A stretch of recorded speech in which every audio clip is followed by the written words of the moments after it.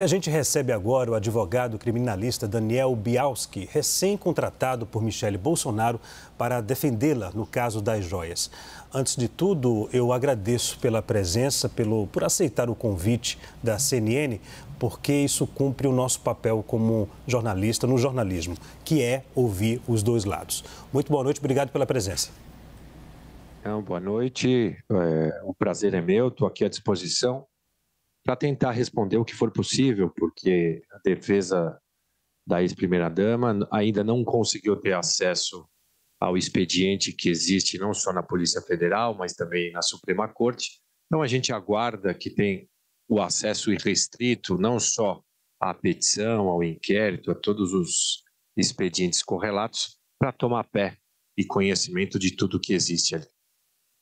Doutor Daniel, deixe-me fazer uma pergunta. Eu li a petição que foi divulgada, pelo Supremo Tribunal Federal, que relata as investigações da Polícia Federal. E na página 35, aí eu gostaria de saber do senhor se o motivo pelo qual a ex-primeira-dama vai ser ouvida, pela Polícia Federal em depoimento seria em função disso. Na página 35 da petição, um assessor do ex-presidente Jair Bolsonaro diz uma frase: abre aspas, porque já assumiu um que foi com a dona Michele, fecha aspas. Esse assessor, ele faz essa referência ao lançar um objeto em uma comissão, em memória. Ele faz um alerta em uma conversa, na verdade é um áudio, segundo essa petição. E essa frase, se refere aí, possivelmente, supõe no texto, que é a um kit de joias. É em função dessa frase que ela deve ser ouvida pela Polícia Federal, doutor? Não, como eu mencionei, a gente ainda não tomou conhecimento de nada. Então, qualquer tipo de interpretação que se queira dar ao que consta ali da decisão do ministro do Supremo, ela vai ser especulativa. Eu preciso dizer o que a pessoa falou, a que data, a que fato ele estava se referindo, para justamente saber por que o nome da ex-primeira-dama está ali citado.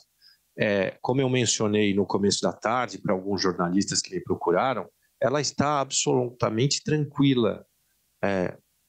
A primeira-dama, durante toda a sua vida pública, acompanhando o presidente, também sempre manteve uma vida reta, íntegra, correta, séria, e ela não tem nada para esconder. Tanto que, se fosse requisitado a ela que ela mesma oferecesse os seus dados bancários, ela mesma teria feito desponte própria, não haveria necessidade de quebra de sigilo. Mas foi determinada a quebra tem que ser cumprida e ela vai estar à disposição, como sempre teve à disposição, para prestar todo e qualquer esclarecimento que for necessário. Agora, eu não consigo te responder isso com a clareza necessária, porque eu não sei o que disse esse assessor, quando disse e a que fato isso se relaciona, porque o nome da primeira-dama pode ter sido mencionado por diversas hipóteses e explicações. Então, é necessário que a gente conheça o fato, que eu converse com ela, porque eu também quero deixar claro que eu ainda não conversei nem pessoalmente, nem virtualmente com a primeira-dama a respeito desses fatos, porque eu recomendei que a gente deixasse esta conversa após eu ter conhecimento de tudo que ali existia. Aí eu vou poder, não só eu responder, mas ela mesma responder pessoalmente a respeito de qualquer tipo de dúvida, qualquer tipo de suspeita, qualquer tipo de indagação que venha a ser feito não só pela imprensa, mas também pelas autoridades públicas. Doutor, o senhor conversou com a primeira-dama, a ex-primeira-dama. Ela em algum momento falou sobre esse kit de joias, se teve contato ou se não teve contato, se viu, se permaneceu um tempo com ele ou não? Então, eu não entrei neste detalhe, porque até então eu fui chamado há pouco tempo, eu já patrocinava os interesses da primeira-dama em outras causas, já patrocinei em algumas já encerradas e patrocino em algumas que ela é vítima, inclusive. Então, a gente conversou ontem, em um tempo muito curto, muito exíguo, e hoje eu me pautei em tentar requerer à Suprema Corte vista desses procedimentos, para aí eu poder conversar com ela em detalhes a respeito de tudo que está ali dito. Eu não teria por que conversar com ela a respeito da decisão judicial, porque aquela decisão judicial vem de um requerimento da Polícia Federal que é absolutamente subjetivo.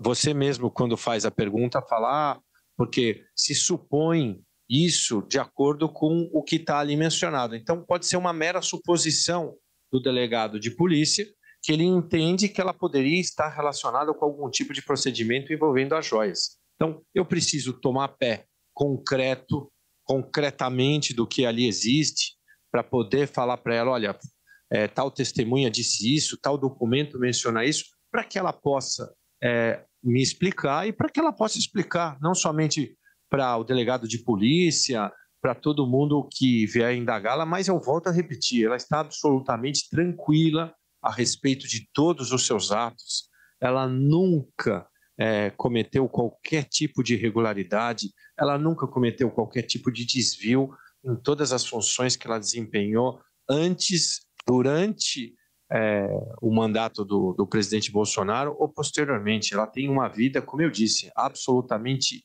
íntegra e imaculável. Agora, doutor, a Polícia Federal pediu o depoimento dela, da ex-primeira-dama Michele Bolsonaro, sobre o assunto.